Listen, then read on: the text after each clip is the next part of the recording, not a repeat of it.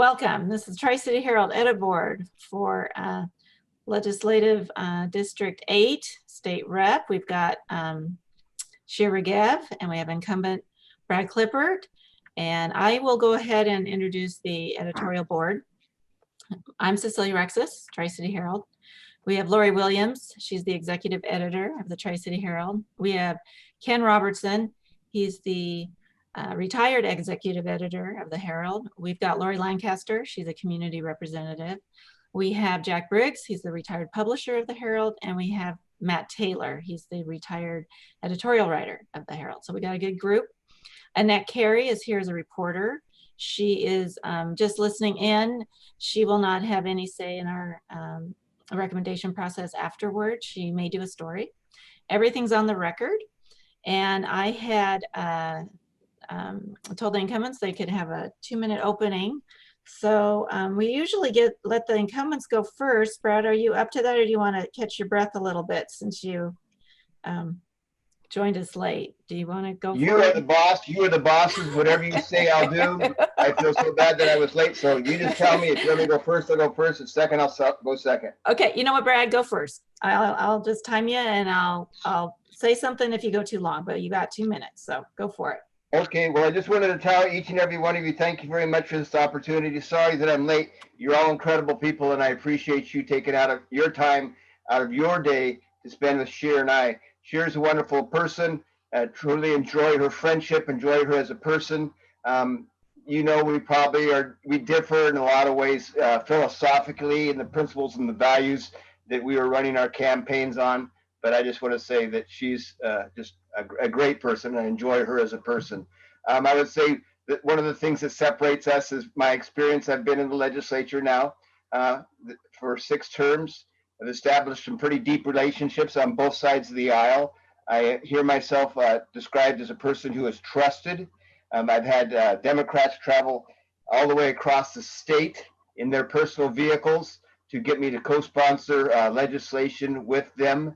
And so those relationships have proved to be truly valuable for the state of Washington. I love the 8th Legislative District.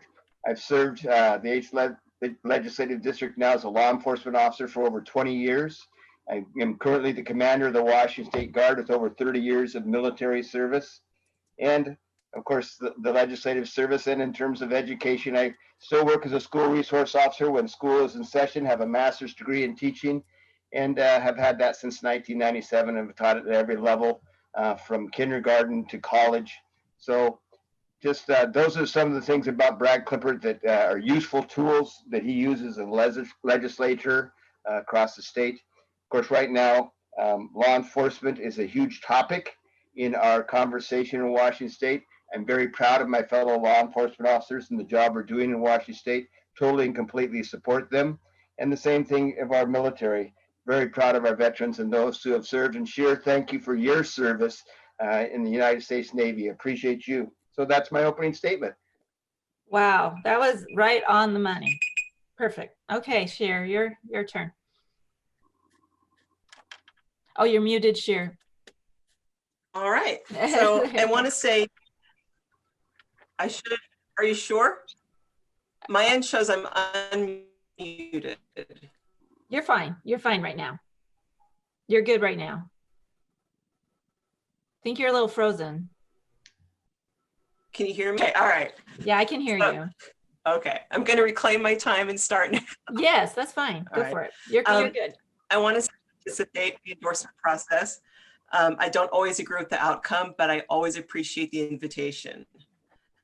So much has happened since filing to run, and so much has happened just since the primary that it almost feels like 2 separate elections now, and in a bubble. And the things that we see playing out on the national stage affect us very deeply here at home. Benton County only has 2% of the state population, but when I checked the statistics last week, we attributed to 6% of the total state mortality. Part of it is because our leadership was slow to take it seriously, but also not only is it impacting our lives, it has ground our economy to a halt. And one of the reasons for that is we haven't been able to move past phase one. And that's because we have people like Brad Klippert that attend these super spreader events like the protest last week at Calvary Chapel. In a time of social unrest, when the vigilante group Defend the Tri took to the streets and made members of our community feel afraid, Brad Klippert didn't speak out about that. He's made it his brand for the last 12 years to try and split our state in two, even though that would devastate the economy of Eastern Washington. He has been a defender of known separatist and alleged terrorist Matt Shea, and even the church that he supports, Calvary Chapel, has had links to hate groups like Wall Builders. You can't claim to work for the district when you're only representing the views of those who share your similar outlook on life. And this rhetoric has clearly cost us lives, and it's hurting our economy.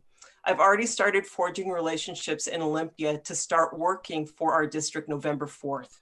My priority is to ensure that our recovery is not disproportionately hurting the people who have the most at stake and have suffered the most during the pandemic. And I want to restore our place in the decision-making process in Olympia by making sure that our voice is heard. The future has never been so uncertain, which is why now more than ever, what we need is unity. And that's what I'm going to bring to Olympia. Thank you. Great, great, thanks. So Brad, let's talk about Calvary Chapel since Shir brought that up. When we're supposed to be social distancing and being careful, why are you participating in those kind of super spreader events, as Shir said? What's your thought on that? Well, both the U.S. and the Washington State Constitution say that the Constitution, the U.S. Constitution, is the supreme law of the land. And when you read the First Amendment, the very first amendment to our U.S. Constitution, it says that Congress shall make no law respecting an establishment of a religion or prohibiting the free exercise thereof. And then when you read the Washington State Constitution, the very first two words under Article 1, Section 11, religious freedom, are absolute freedom. So I strongly believe in our Constitution, our U.S. and our state Constitution. I've taken an oath, both as a military man, to defend and to protect the Constitution against all enemies, foreign and domestic. And as a legislator, I raised my right hand on the floor of the House of Representatives to honor and to stand for the Constitution. And so the Constitution, I have read it to you, and so I firmly believe that the citizens of Washington State, especially the 8th Legislative District, have a right to worship God as they choose, as spelled out in our constitutions. And so that's why we exercise our constitutional right to worship God, and we'll continue to do so. Yeah, but I feel like there's a tremendous amount of difference between worshiping God and playing God. And keep in mind that when I served in the United States Navy, also defending and upholding the Constitution, I was a certified Jewish lay leader. I do value freedom to worship your faith very, very deeply.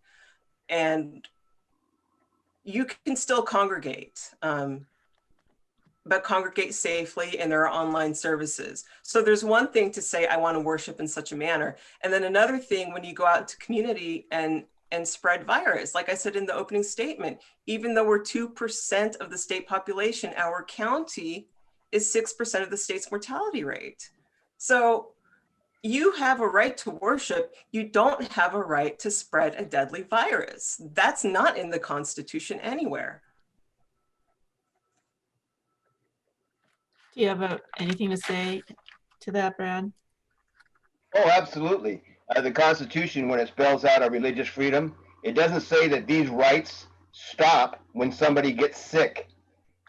These rights were given to us by our founding fathers. They've been fought for. Many men and women have died for our rights and our freedoms that we enjoy under our Constitution. And nowhere in the Constitution does it say that those rights stop when somebody gets sick. So those rights are, I feel, are a part of our Declaration of Independence, which our founding fathers also wrote before the Constitution, that each and every one of us have an inalienable right to life, liberty, and the pursuit of happiness. Precisely, we have that right to life and the pursuit of happiness. And you take that away from people when you make them sick. And that's to my original point. You have a right to worship, but not a right to spread contagion. And that's what these events are doing. You know, and it's not forever. It's for a short period of time in the grand scheme of things until we have a vaccine. So if you truly care for the people in your community, if you care for your brothers and sisters, wouldn't you want to protect them from harm? And if what we need to do right now is to wear a mask and socially distance, why is that such a difficult thing? Would you like me to respond? Yeah, this is a good conversation. Maybe we'll move on to another topic in a minute, but go ahead if you want to. Yeah, Shir just raises so many great points, and I can respond to many of them. It'll take a little time, but I'll try to be as brief and as short as possible. Let's just go to June 10th, 2020, when I'm driving down the highway listening to Dr. Fauci speak on the radio.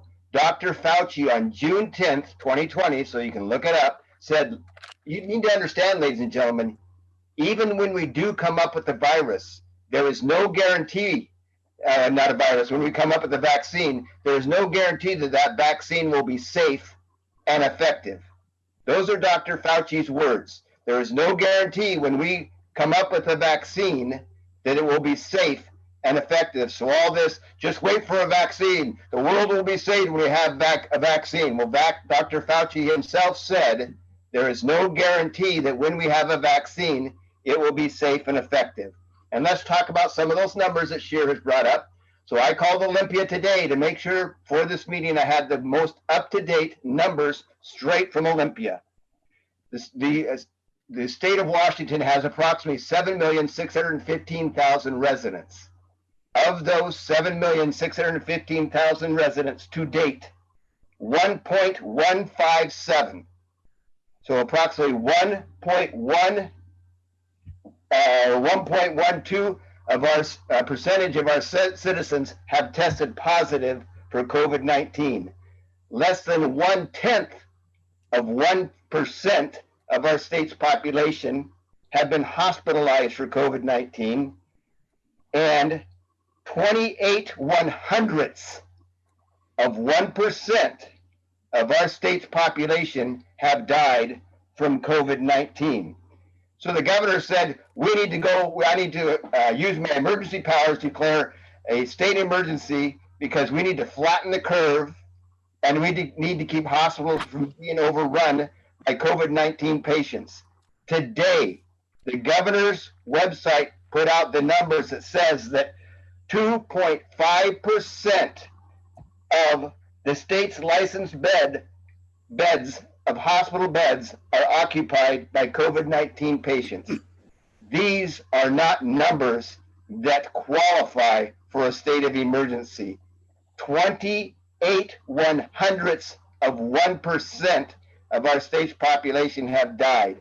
So for the governor to continually tell people what they must wear, who can work, who can't work, who can go to school, who can't go to school, is totally and completely unacceptable. The man is not honoring the Constitution. Let's talk about school really quick.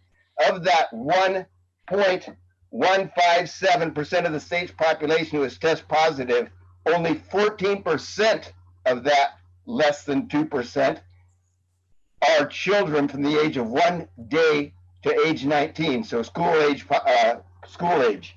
And less than 2% of that less than 2% of the state's population have been hospitalized for COVID-19, and 0% have died from COVID-19. So why in the world are kids not back in school? Brad, could it be that those exemplary statistics that you're quoting are because of the very actions of the man you're criticizing? Could it be? Yes.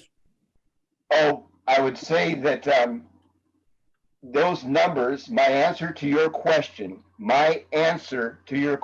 is those numbers do not justify a state of emergency. Locking down and tallying, taking away the individual rights of our citizens of Washington State. The governor We haven't been locked down since May. May I And answer the question, please? there's 39 counties, and right now we're one of only 5 that's still in phase 1. And we have to accept some responsibility for our own actions on that, because you've got populations with higher population density like King County that are in phase 2. And you can't say it's political because Ferry County, where Lauren Culp is from, is already in phase 3. Like, we need to take some responsibility for not social distancing and not wearing masks, because we were given the metrics. Originally, it was if you had an average transmission rate of 10 individuals per 100,000 people over a 2-week period, you could advance to the next phase.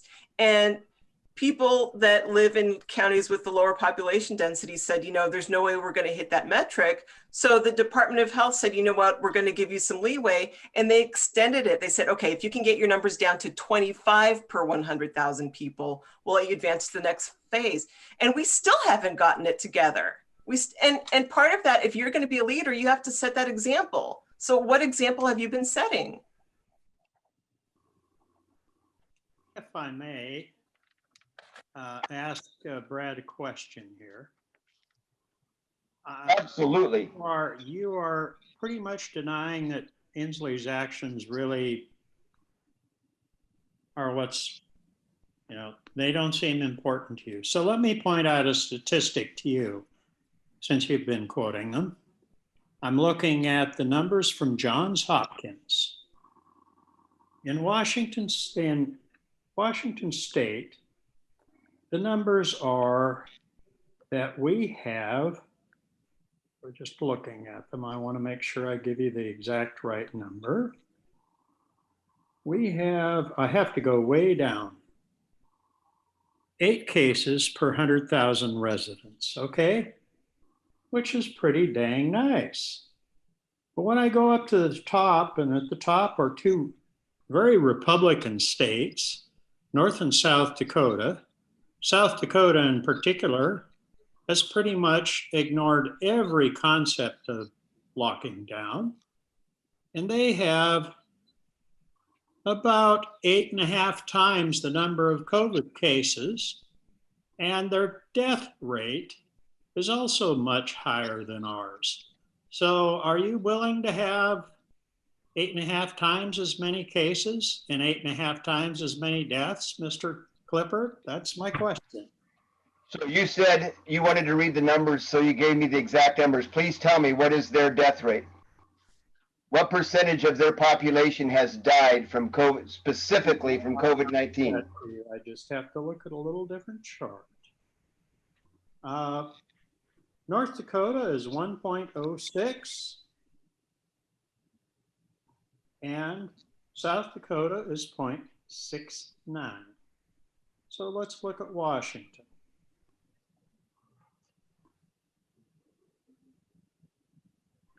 You should have that death rate right in your. Washington is 0.1. That's our death rate, 0.1. Compared with, I'll give you those numbers again. 0.69, so 7 times as high in South Dakota and more than 10 times as high in North Dakota. Where's your threshold, Representative? So when you say 69, is that 0.69 or 6.9 or what is it, or 69? 0.69 compared with 0.1. That's okay. Basically, you can argue with me, it's 69 times as high. So 69 1/100ths of 1%. Sorry. Yeah. So that's 6 times higher. So and you're it's 1.06, which is 10 times higher. So how many deaths are you willing to put up with? So let me know when you're ready to answer your question. Deaths? Are you willing to put up with 20 times as many deaths, 100 times? I mean, where's your choke factor? I'd like to know. Are you ready? Yeah. Okay, here's my answer to your question. So both states are showing less than 1% of their citizens are dying specifically from COVID-19. And you said Not that the question I asked you, sir, with all due respect. I asked you, where is your choke factor? We have lost more people in the United States in the last 8 months than we did in the entire Vietnam War. As a matter of fact, I believe we're fast approaching as many people as we lost in World War II. Can we get away from statistics and do some other thing other than just the COVID-19? Not our Yeah. answer. Go for it, Jack. The two of you have, to me, one common and endearing quality.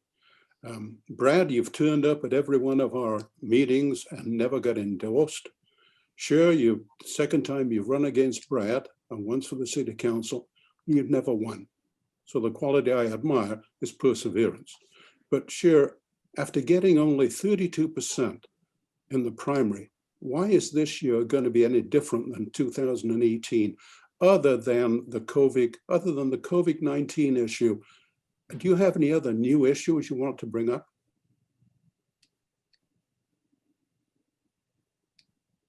I think one of the key differences moving forward is the shakeup that's happening with the Supreme Court. And that's a new issue, right? So, like I said in my opening statement, I almost feel like since the primary alone, this election has changed. And what we're starting to see is that our local elections matter. And I think in the back of the mind, some people are so focused on the top of the ticket and they kind of tune out what happens here, within our own community. And it looks like the Republicans are going to push through the nomination and confirmation of Amy Coney Barrett. I don't see a way around it.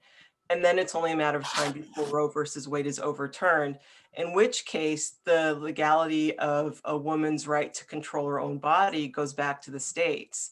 And my opponent is very clearly anti-choice.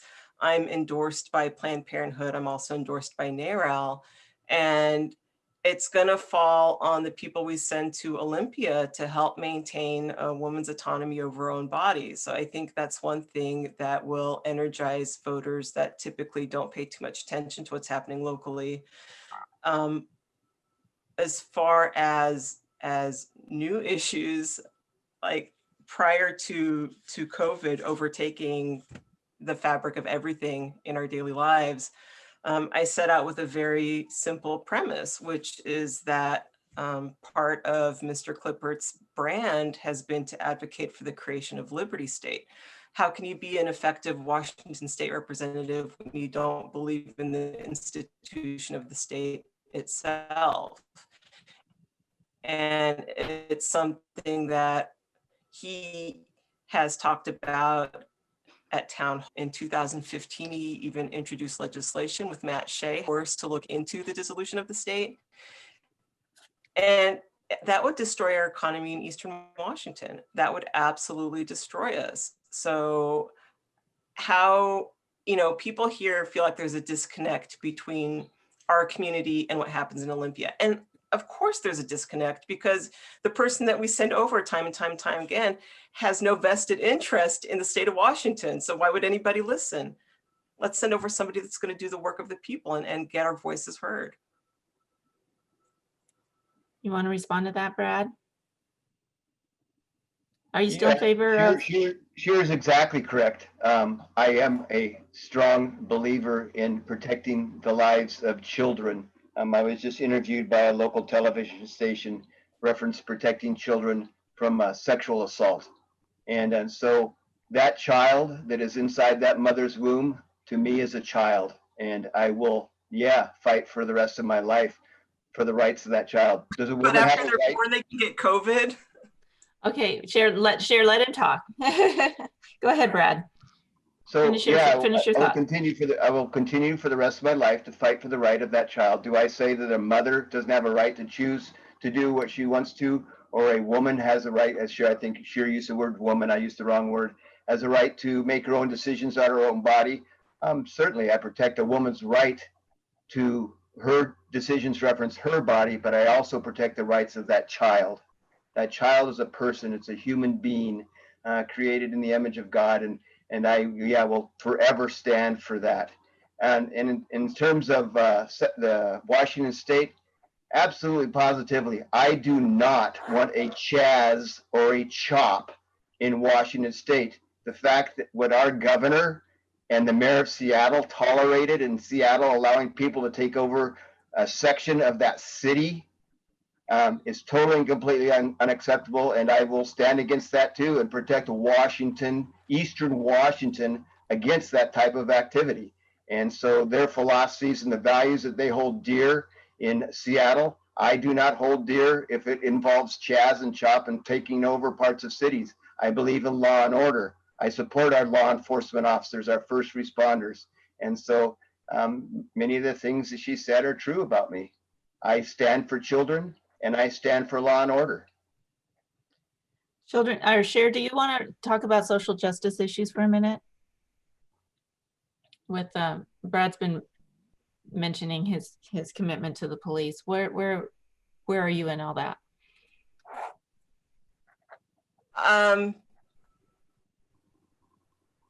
I support law enforcement, but I also believe that we need to have equitable policing, and it doesn't always exist.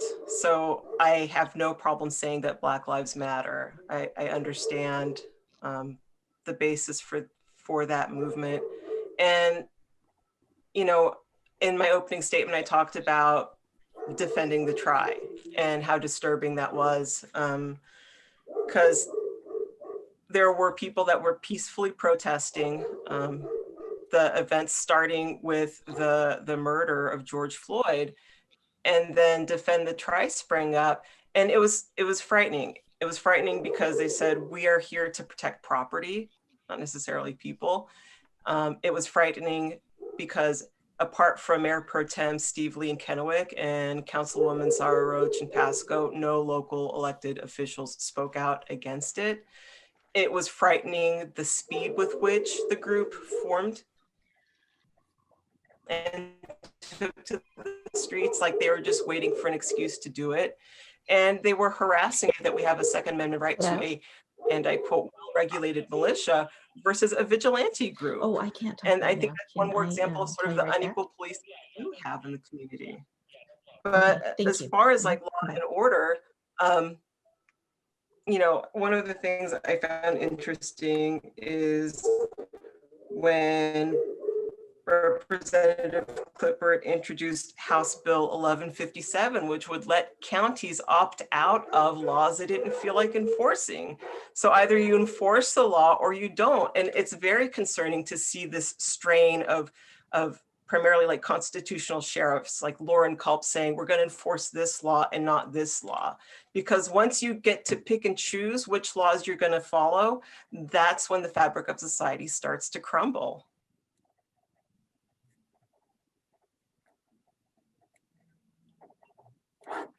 Do you have anything to say to that, Brad? Picking and choosing laws? I Was think that what- Lauren Culp did a fantastic job the other night in his debate with Governor Inslee. One of the examples he brought up in terms of enforcing the law is law enforcement discretion.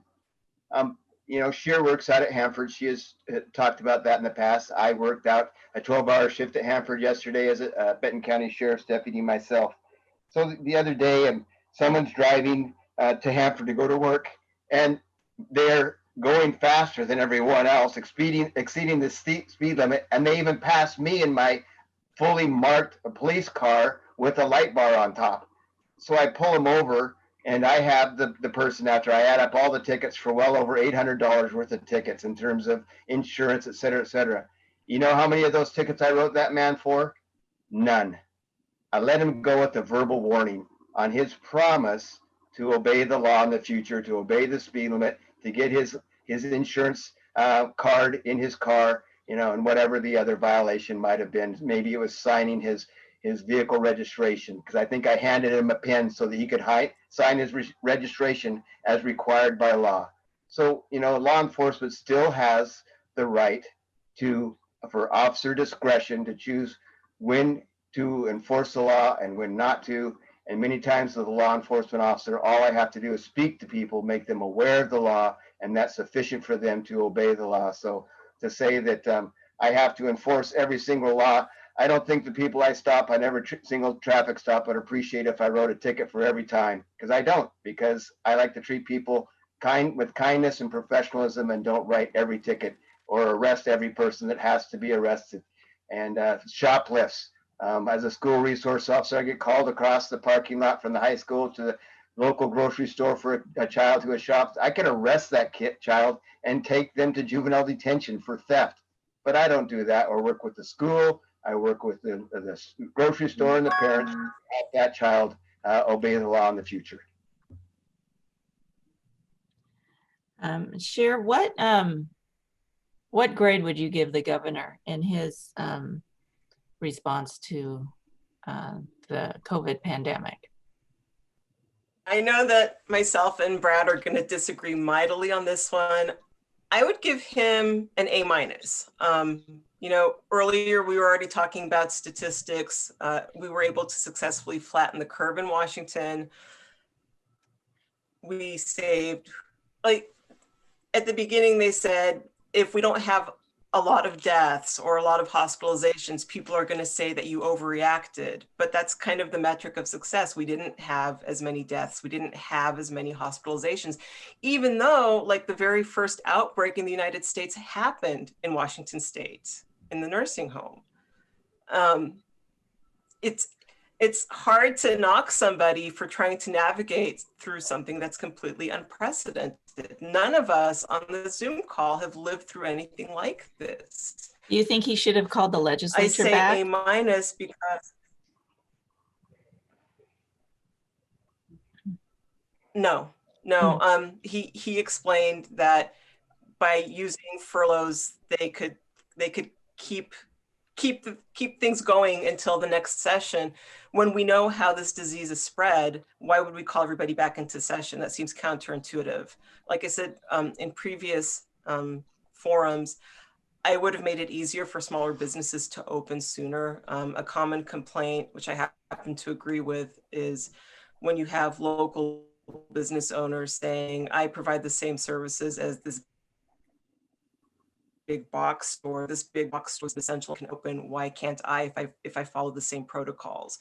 So I do ding Governor Inslee for that. But I mean, otherwise, who could have done better? Ask yourself that. Who could have done better? Hey, Brad, what did you think about how the governor handled the COVID pandemic? And also, do you think he should have called the legislature back? So you asked me that question, I think, when we were 2 or 3 weeks into this pandemic in Washington State. Yeah.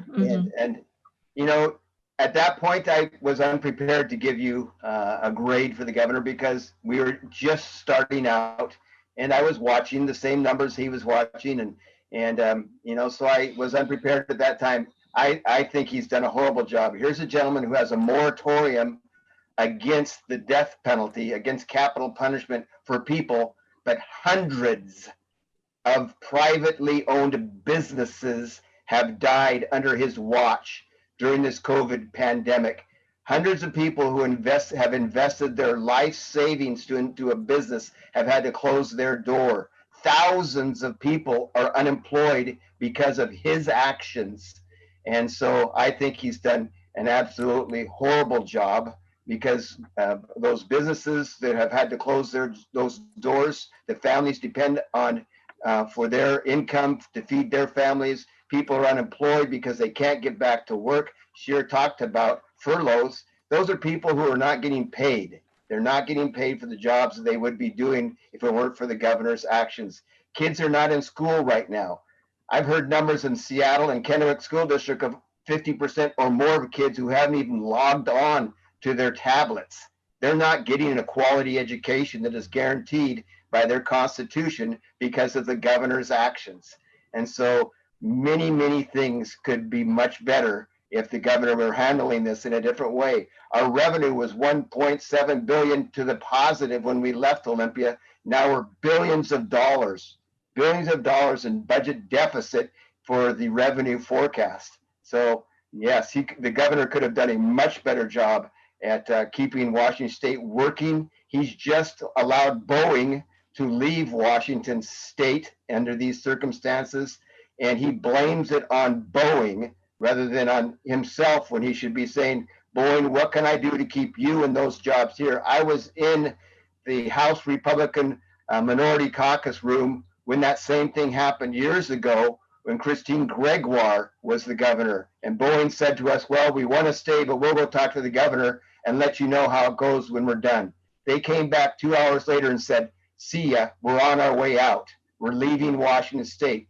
And another governor, another Democrat governor, has allowed Boeing to take more jobs out of Washington State and move them into another state, instead of doing what he has to do to keep those jobs here. Instead of blaming it on himself and his poor leadership, he blames it on Boeing. Wrong answer. You don't sound like you work very much across the aisle. How's that, sir? I said, you don't sound like you do very much work across the aisle. Well, if you remembered my opening comments, I've had Democrats travel all the way across the state in their personal vehicles because they wanted Brad Klippert to sign number 2 on their bill, because they know that Brad Klippert is respected in both caucuses. And I was just in a meeting with the Public Safety Committee a couple days ago when Sherry Appleton, I would say probably a liberal or progressive Democrat, and we just passed a piece of legislation that she was a prime sponsor on last legislative session, and I was number 2 on.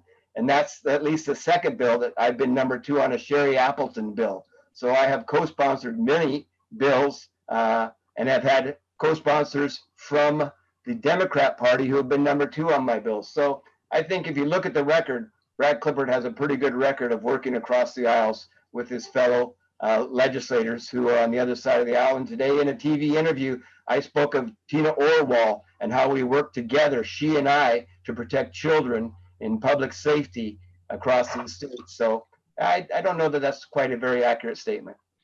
What were some of those bills, Brad? Well, Tina Orwell and I have worked together for years to protect children and crimes against children, internet crimes against children. Tina Pat had a wonderful bill this last, I was talking to someone who just in a meeting just a few minutes ago referenced rape. There used to be that you had to charge someone with the crime of rape, you had to have said no. And Tina did a great job, and I worked with her because we both sit on I'm the ranking member on public safety. She's one of the other members on public safety. And the bill is written to where if you do not consent and someone sexually assaults you, they can be found guilty of sexual assault. And so many crimes against children and crimes against victims, domestic violence victims, have worked across the aisles on that. Roger Goodman and I, the chair of the Public Safety Committee, and I've worked together for years on DUI laws to make our roads and our highways safer tomorrow than they are today, to mention a few. Brad, in the last session, you voted no on 110 bills and yes on 24. Does that show your negativity, or is it just the poor quality of legislation? I wouldn't say that it shows my negativity. It shows that I take every bill, and that's one reputation I have, is you can count on Brad Klippert to read through the bill. And he doesn't just read the statement that comes from others who have read the bill. He reads the bill himself. And so I read through the bills, and those that are worthy of my support, I vote for, and those that are not in the best interest of the citizens of the state of Washington, I have to vote against.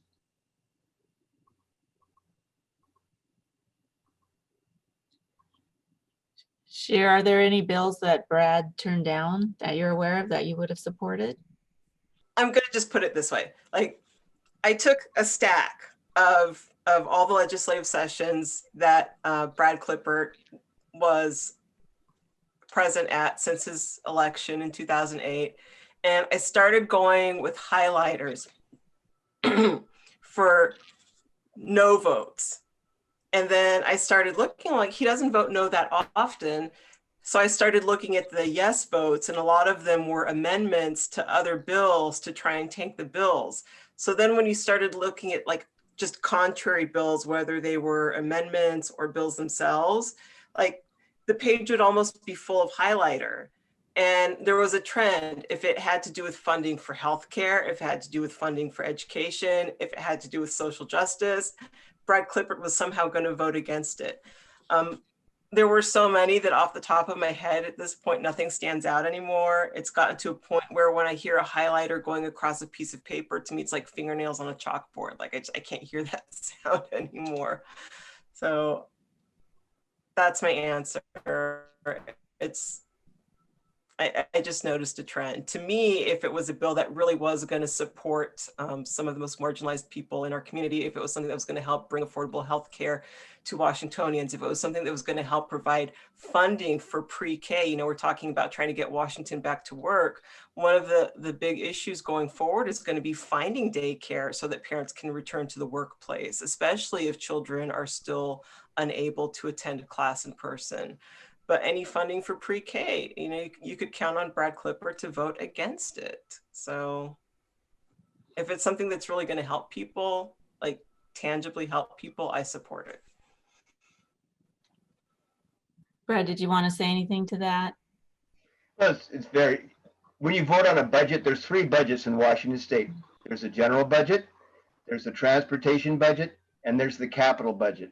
And when you vote on a budget, because I do not sit on the Ways and Means Committee, those are the guys who get to vote on the line items. I only get to one vote on capital, 1 vote on general, and 1 vote on transportation budget.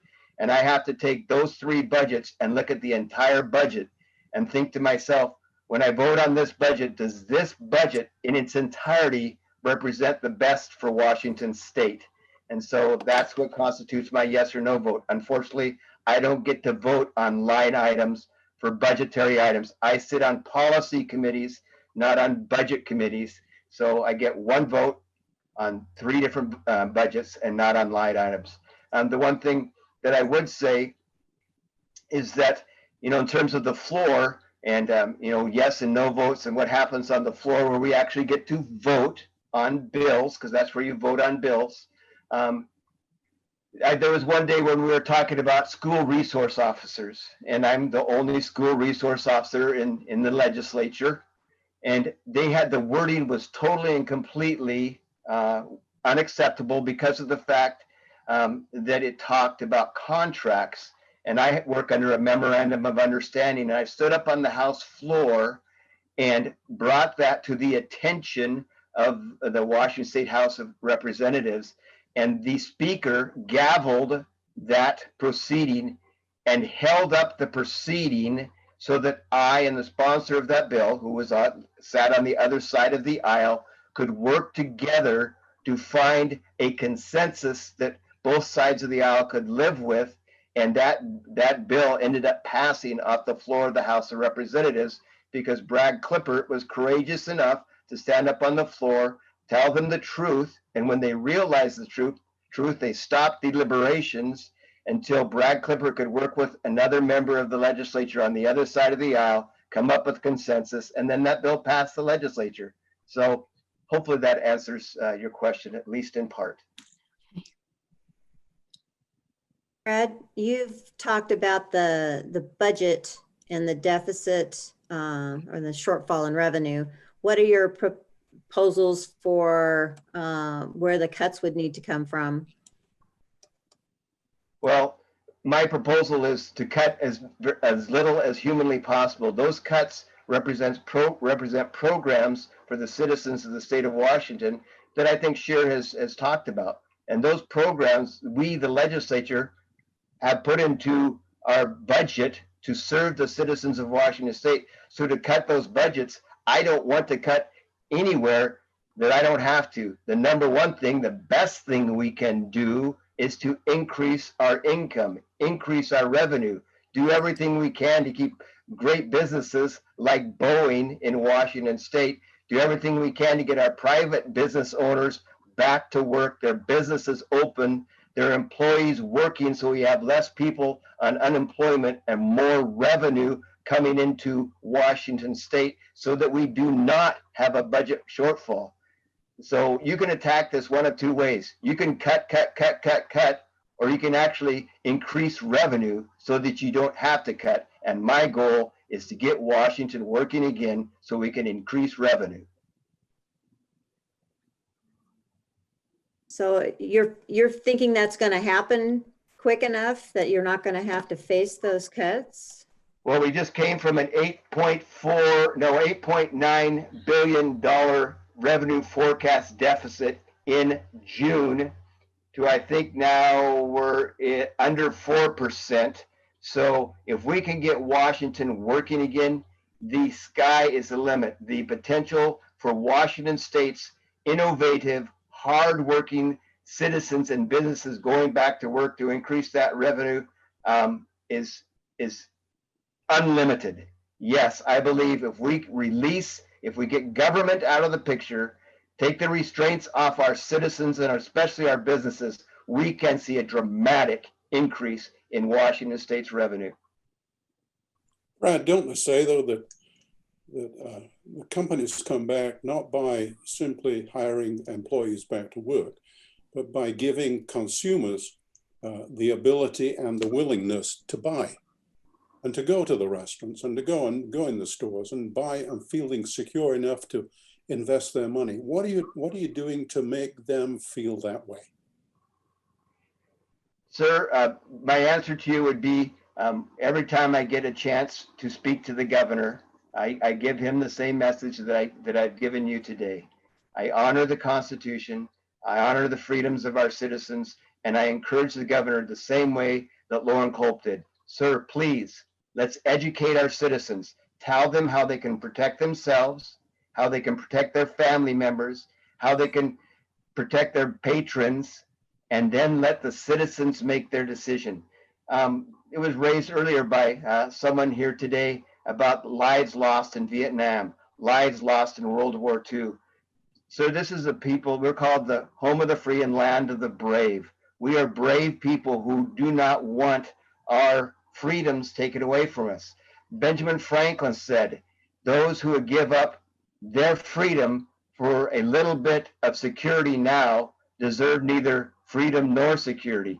And that's why we're the greatest nation in the world. We're willing to take risks. We're willing to fight for our freedom. So as you have said, if you release the businesses, allow them to open up and allow those patrons to go back to the movie theater, to go back to the restaurants, and on and on and on the list could go, you will see a dramatic increase in Washington State's revenue. And May I cut in very quick? death notices. I just want to say that it takes more than a tax break to restore an economy, and it takes more than deregulation to restore an economy. So to prove my point, I want to use an example that's pre-COVID. A few years ago, when the people of Kansas elected Governor Brown back, he was going to do precisely what Brad Klippert is discussing right now. And he did. He basically removed all tax revenue from the state budget. And it nearly drove Kansas to the brink of ruin. It's a misconception to say just because we aren't going to tax corporations that it's going to trickle down into the state economy. And Kansas proved that point. And the people of Kansas are still recovering from that disastrous policy. So that's completely separate from COVID. That's an example that predates it. Otherwise, I would say we have the information. We know what we need to do to get our numbers down as far as the spread of COVID. I mean, you see the commercial, wear your mask, cover your air holes. It's 24/7, and yet people choose not to do it. So it's not that people don't have the information to help us stay healthy, stay safe, and recover our economy. People are just choosing to ignore it. And I don't think that anybody has a right to decide who amongst us is expendable. And that's kind of what I feel that Representative Klippert is advocating for. I mean, I remember at the town hall that we had via telephone in April, he kind of implied, if needed, he would sacrifice people his mom's age to reopen the economy. And that's not right. I mean, how can you say that you're pro-life and then say, okay, well, these people are expendable?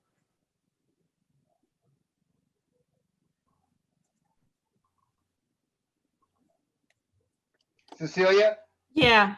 I don't think I answered one of your questions earlier, and I just wanted to do that real quickly because I fear that I failed to do that, and please forgive me. You asked me, should the governor have called the legislature back into session?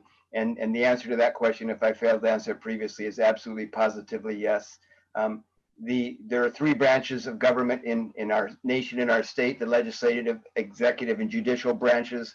And right now, only one branch of those three branches is functioning to lead this state. And so absolutely positively, yes, the governor should have and should, as soon as humanly possible, call the legislature back into session so all three branches of government can be functioning during this time. Okay, thanks. I know we started late, but we actually have another meeting after this. So I think we're going to have to just wrap it up right now. I let Brad do the opening remarks first. So Shir, why don't you start us off on your closing, and I'll time you again. Okay. Based on Brad's opening remarks, I am going to change up my closing comments, and I want to share an anecdote about a project I did while I was serving in the United States Peace Corps, which, by the way, also counts as service towards the nation. But the region that I was in, Kunene region in Namibia, was in the midst of getting a project funded by the World Bank and the International Monetary Fund to build a dam along the Apupa River. And we felt that this influx of foreign workers was going to potentially create a significant outbreak of HIV and increase the transmission rates. So I was able to assemble a team, including a doctor, an anthropologist to work specifically with the Himba community, translators, and Himba leaders, tribal leaders, to get together and create the first of its kind HIV/AIDS awareness education campaign targeted towards the Himba population. It was so new that we had to actually create language to communicate the risk and also steps to take to prevent HIV and AIDS within the Himba population. I was able to secure funding from both the Namibian government and the United Nations. And to this day, Namibia has one of the lowest HIV transmission rates in sub-Saharan Africa, a known hotspot. And within Namibia, Kunene region has one of the lowest HIV transmission rates. I was able to assemble a team, get consensus, and secure funding. That is experience. And that's what I will bring to Olympia. Thank you. Great, thank you. Okay, Brad, you can sum up. Okay, thank you very much for everyone for everything. How much time you want me to take in closing comments? Is it 60 seconds? Whatever, 2 minutes or less. 2 minutes less. Well, let's try to make it 60 seconds. Great. I'm just honored that each of you have taken this time out of your day to spend with me. I appreciate each and every one of you. Thank you, Shir, for being here today. Thank you for running for this office. I consider it a huge privilege to serve as one of the members of the House of Representatives in the 8th Legislative District. I am very proud to be an American. When I say the Pledge of Allegiance, I stand proudly and either salute the flag or put my hand over my heart. When I sing the national anthem or the national anthem is played and our flag is raised, I stand proudly because I am very proud to be an American. And I'm very proud to have served here in over 30 years in military uniform. I look forward to serving Washington State and the 8th Legislative District again, and because of my love for America and my love for public service. And so I will stand for the constitutional rights of all of our citizens, both today and tomorrow. Thank you, each and every one, for your time. Thank you. Great. Well, I'm going to keep the board for a little bit longer, but we'll say farewell to Brad and Shir. Thank you for joining us. Appreciate it. Thank you for having us. Yeah. Appreciate it. Yeah, thank you.